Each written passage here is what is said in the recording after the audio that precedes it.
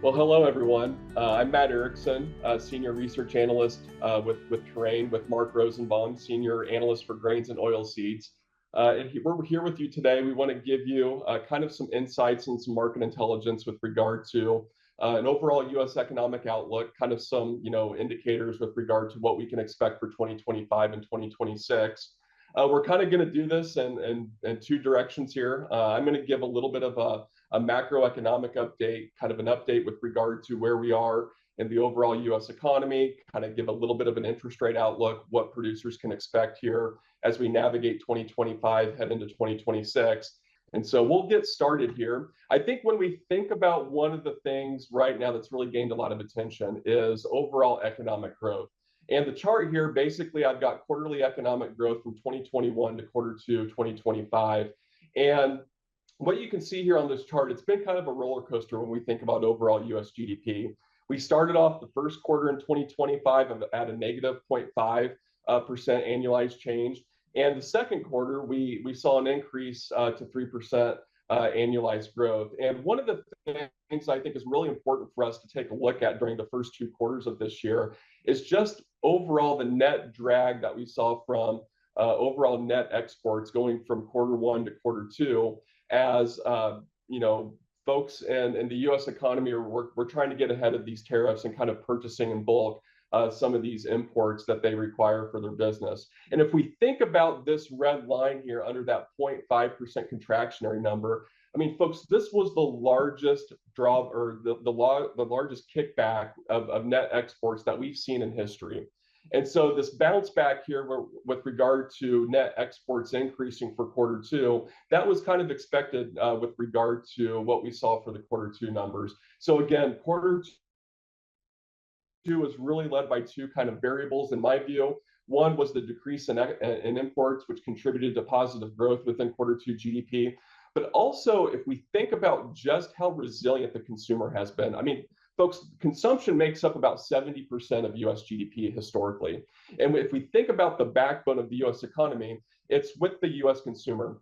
And so again, that 0.98 that I have on the chart here at the very far right is really indicative of overall US, the resiliency of the US consumer. So it does remain resilient. If we think about quarter three forecasts from the Atlanta Fed here, that they update continuously, we're roughly at 2.5% for quarter three, which isn't shown in this chart, but kind of giving you an idea of what some forecasts are for quarter three as we move forward. So we kind of indicated some volatility within the GDP numbers from first quarter to second quarter, just with the net exports data and the inventories data. And I want us to kind of take this look here under the hood with regard to what does domestic demand look like here in the US. And one indicator that I really take a look at here is real final sales to private domestic purchasers. And when we look at the quarter two numbers, basically it was the slowest pace in 2.5 years at 1.2%. So again, as we see some volatility in the GDP numbers, I think we do have to be reminded to ourselves of, if we look underneath the hood, we are seeing a little bit of a pullback here with regard to overall domestic demand within the US. So that'll be one variable for us to take a look at as we move forward into 2025. So a lot of us, maybe in the livestock space, if obviously all of us care about overall US economic strength, again, we've got to talk about the US consumer and what some of these variables indicate with regard to their current state. So one indicator that I really like to look at is overall advanced retail sales of US consumers. And here I've got this chart basically from 2015 to current data of July of 2025. And the most recent data for July, we did see retail sales up for July of 0.5% month over month. But one of the questions when I work with farm credit customers, when we talk about the overall US consumer, is this growth trend plateauing here for the US consumer? And a lot of analysts that I hear, sometimes, the consumer may be pulling back, but I think it's more appropriate for us to say, we spent a lot of money as consumers here when we think about post-COVID and probably that post-COVID time 3 years into the future of that. I would say here from October 2023 to July of 2025, again, looking at the monthly averages of about 0.2%. We are seeing a little bit of growth where consumers are continuing to spend, but again, that growth trend may be plateauing where the consumer may be pulling back here as things get a little bit more tighter. When I look at some of the private sector data, here the chart on the right, this is the Visa Spending Momentum Index. I've got this data from 2014 to June of 2025. Look at this data with regard to overall strengthening and weakening of swiping credit cards here that Visa collects. You can see anything over 100 of that index means that strengthening momentum of purchases of discretionary and non-discretionary items. And you can see here for June of 2025, the most recent data, we are seeing both discretionary and non-discretionary spending items for the Visa Spending Momentum Index kind of contracting here on an annual basis as we move forward into the year. So one question that I always get to is, when we think about the overall tightening structure of the U.S. economy, what's the overall debt load of the U.S. consumer? And, I think when we think about overall debt, oftentimes we see in the news this nominal number of total U.S. debt.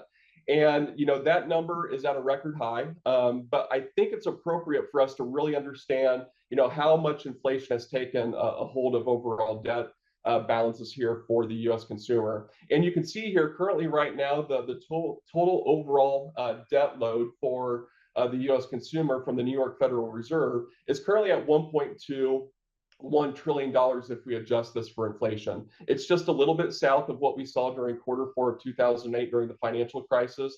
But one of the things that I'm also really taking a look at here is the personal savings rates of U.S. consumers. We are seeing a little bit of a dial back here with regard to consumers saving a little bit more. But again, if we take on average with regard to how much consumers save and the rate that they save at, it's still a little bit below average. The chart on the right here, I think this is really telling from a policy standpoint.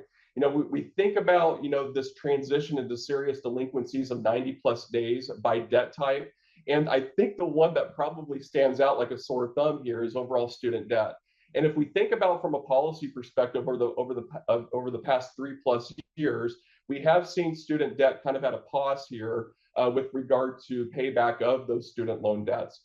Now we have a new administration, we have a new policy on student loan debt, and now the administration is really pushing towards collections of U.S. student loan debt.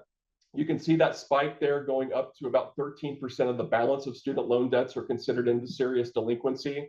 This is one to really take a look at here as we move forward into 2025 and just the overall extent this will pressure U.S. consumers from a debt perspective. So again, I think student loans here will be a big topic of conversation when we talk about debt pressuring U.S. consumers in 2025 into 2026. When we think about overall wages of U.S. consumers, wages remain solid. And I think one of the things, what's really fascinating to me is where we've come from during the pandemic or the years leading after the pandemic to where we are now. Obviously, if one of us are on LinkedIn, social media, oftentimes what we saw during the COVID time period was employees changing jobs, and they were seeking higher wages because all the leverage in the job market was with the employee. Now it's kind of changed here a little bit where we're getting the labor situation kind of back at equilibrium here where things are getting a little bit tighter. But what is encouraging to me is wages still remain over that of inflation. We've seen that for a few months where the positive green bars or columns are that over zero. You can see here that wages are 1.1% above that of the overall consumer price index, but you can also see it softening here as we move forward. One of the reasons and one of the leading indicators that I like to take a look at here on the wage front is looking at overall quits. And when we see quits kind of, going down and folks staying at jobs, that's a good indicator that wages may be declining and subsiding here a little bit. So again, wages are relatively positive from my perspective. But again, if we do see a little bit of a trend or a double dip of inflation, we could see that kind of converge here a little bit where wages could be a little bit pressured as they move down.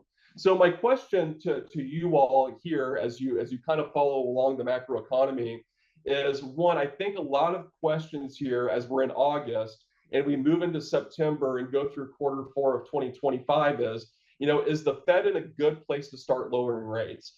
And while that's a simple question, there's just a lot to unpack there with regard to what the data is really telling us.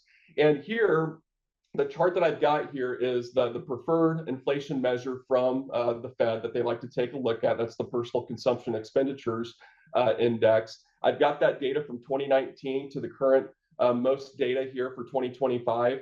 And one of the things, and one of the three variable or bullet points or the data points that I have in this chart here is one, if you look at core PCE, which excludes food and energy volatile items within the inflation measure. Currently, right now, we're at 2.8%. If we think about the dual mandate of the Fed, it's price stability within the marketplace and it's maximum employment. Okay. And when we think about the Fed's preferred target or their measured target, it's at 2%, where you see that red solid line within the chart on the left.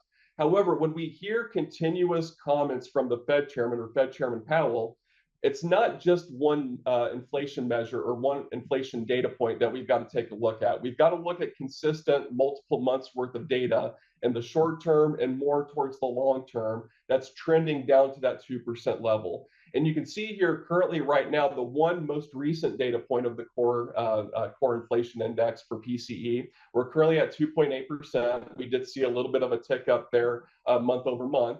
If we take the most 3 months worth of data and we annualize it, we're currently at 2.6% right now. And if we look at the last 6 months worth of data and annualize it, we're currently at over 3.1%. So again, inflation remains sticky, and we still have a ways to go to get down to that 2% target. So again, the Fed does have some more work to do with regard to getting it down to 2%.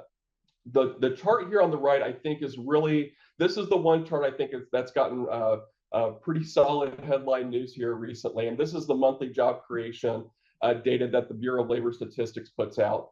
And if you think about why, if we think about, why this created headlines, one, this was the situation where the BLS put out their monthly jobs data. The president fired the BLS chief with regard to the outcome of that data. But again, we're here to specifically talk about the data and what this means as it relates to interest rate policy. So here, one of the headlines is July, we saw growth of only 73,000 jobs added into the economy. And if we look at this post-08-09 financial crisis and what this has averaged here since then, it's about 152,000 jobs. So again, this does indicate that we do have a softening here just for that month's worth of data for monthly job creation. And the second thing that I think is on a lot of producers' minds as well is just the current state of tariffs. And my attempt here was to kind of give an update with regard to where things stand with regard to the administration's tariff rates on selective countries here. Now, mind you, this is the chart that keeps on changing. And so this will change probably consistently, in the days, weeks, months, so on and so forth. But again, a lot of activity with the current state of tariffs. I think when we look at where we were from Liberation Day, April 2nd, the column on the very far right, to where we were from August 6th and the changes that have been made so far, we've seen a lot of green where basically those effective rates have come down since Liberation Day from the letters that were sent August 6th. As I think when we think about the Russia-Ukraine war and the president and the administration's attempt to find peace between Russia and Ukraine, there has been signals where, if there's been no agreement or no progress made there, that the administration could provide secondary tariffs up to 100%, and even so much so, anyone that does business with Russia. And we just saw that here with an effective rate that increased from 25% to 50% as the Indian government is looking at buying crude oil from Russia. So again, looking at this, a lot of this will change. A lot of activity is going to be made here for tariffs. But again, I wanted to provide you some indications on what this means for agriculture and some of the trade flows that are important for agriculture. So one of the things, again, that I think we saw a lot this week, and what we've seen, probably over the past couple months as we start getting tariffs kind of, through the pipeline within the economy, is, are we starting to see some of the impacts from tariffs? And, I think when we look at the consumer price index from July, I think it was a mixed bag with regard to that report. Overall, the all items index, when we take all, kind of the four core variables of services, goods, energy, and food, it was at 2.7%. So it came in as expected, or a little bit cooler than expected before the report. That was the positive with regard to that report. Kind of the mixed bag, maybe the not so positive result was core CPI when we exclude food and energy items, came in a little bit hotter than expected at 3.1%, which before the report came in at 2.9%. I think one of the things that we have to keep in mind here is, one, when we think about what's sticky in this situation with regard to the CPI, it's overall services, and services still remain sticky. But what has really anchored down a little bit of the core CPI has been goods. And if we think about, some of the variables that we saw increases on with goods, we are starting to see price increases in totality of goods within the July report. But things like apparel, furniture, we did see some of those price increases from the July report. So on the flip side here, with regard to starting to see impacts from tariffs, even though that the overall consumer price index was a little bit muted, the producer price index that followed for the July report came in relatively hot. And, I think what was really telling with this report was, the PPI rose for July higher than expected at 0.9% or 3.3% year over year. So what this suggests to me is, one, with the slower CPI report that came out before the PPI, this suggests to me that because we did see higher PPI levels, businesses could be absorbing some of the tariff costs that we are seeing within the pipeline. So again, we do need to see further months of data within the consumer price index to see if this is trickling down to some of those CPI components, in particular, the goods sector or the goods component of the overall CPI. So one of the other things that I like to take a look at here is looking at some private sector data as it relates to how much can small businesses actually absorb some of these tariffs. And looking at the National Federation of Independent Business data, you can see here for July that we do see a net 28% of small businesses are expected to raise prices here for the month of July, which is over the average you can see from that black line in the chart since 1986. So again, I think when we think about large businesses and small businesses, it's obvious that large businesses can probably absorb some of these tariff impacts rather than small businesses. And small businesses right now may have to increase some of the prices here as we move forward in the months ahead. How's the market reacting to this overall situation? I think we've got to really focus on some of these leading indicators within the market. So one leading indicator that I really like to focus on is inflation expectations that consumers have 1 year ahead. Think about it this way. If prices are expected to increase a year out from now, your purchasing behavior is going to be purchasing the product or the good currently right now, which increases demand. And so right now you can see some of these inflation expectations from the University of Michigan and the New York Fed are above that 2%, and they remain elevated, which gives an indication that consumers do expect inflation to be a little bit higher out for 1 year. One of the other indicators that I like to take a look at is looking at the bond market and the yield curve. If we take a look at the 5-year break-even inflation rate, which is derived from the 5-year nominal treasury rate, and the difference with the 5-year treasury inflation protected security, if we take the difference there, basically it suggests that the 5-year break-even inflation rate is still above 2%. Signaling that inflation over the next 5 years that the bond market is looking at is expected to be over 2%. So again, that's still a little bit hot when we think about the bond market. And then also taking a look at the yield curve.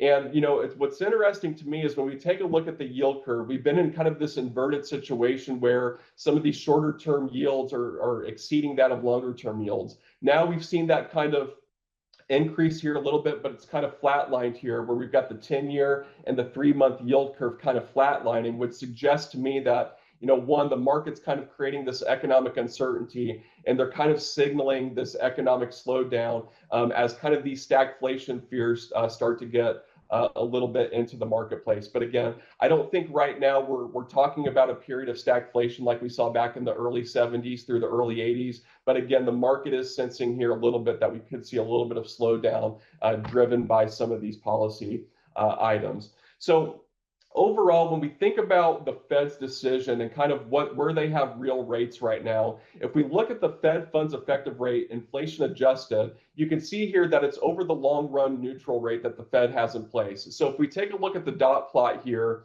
with regard to what the June summary of economic expectations were from the Fed, their long run rate was approximately 3%.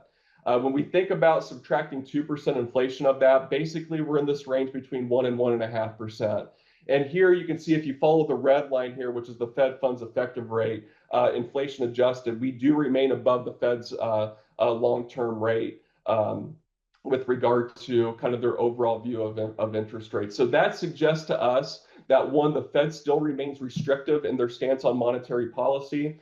I would probably guess here, when we look at some of the market data or investment data that comes out of the CME FedWatch tool, which I have here, the chart coming up next, where the Fed may be in a situation where they've held rates a little bit restrictive, where they do maybe have an opportunity to get out in front of the labor market, where they could do a 25 basis point reduction here for September. So here's the data with regard to the CME FedWatch tool. This is a matrix that I like to take a look at. You can take a look at this as well. You can see here, before the PPI report that came out, it was about a 99.5% probability, or that first red box here that I'm going to showcase here in a minute, that basically it was almost baked in that the Fed was going to reduce rates by 25 basis points for the September meeting. That probability has gone down to about 88.9%, as you can see here from this chart.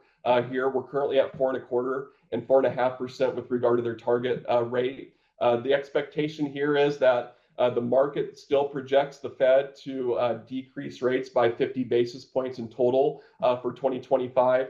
But again, I want us to be mindful here with regard to the implications of inflation here as we get some of these readings. And currently, one, I think we got to think about here, is the Fed ready to cut rates here in September? We are seeing, one, a job market that's softening, which again provides incentive here for the Fed to maybe reduce rates by 25 basis points. But again, we've got this inflation data that's coming into the pipeline, where again, we do have inflation coming in from existing tariffs. There is more uncertainty with regard to more tariffs coming, and then overall fiscal uncertainty in a pro-growth administration, where we do have, the money supply growing, which does contribute to overall, kind of headwinds for inflation. So again, the way that I would plan my budget here, moving forward, and for us to think about planning budgets here as we go for the rest of 2025 into 2026, really stress test your cash flows. As it relates to what your cash flows could look like if the Fed were to kind of within a range, reduce rates by 0 or reduce rates by 50 basis points. And so again, it gives us a better style of management with regard to how much our cash flows could be stressed if we do have, 0 rate cuts, or, if the Fed does decide to reduce rates by 50 basis points by the end of the year.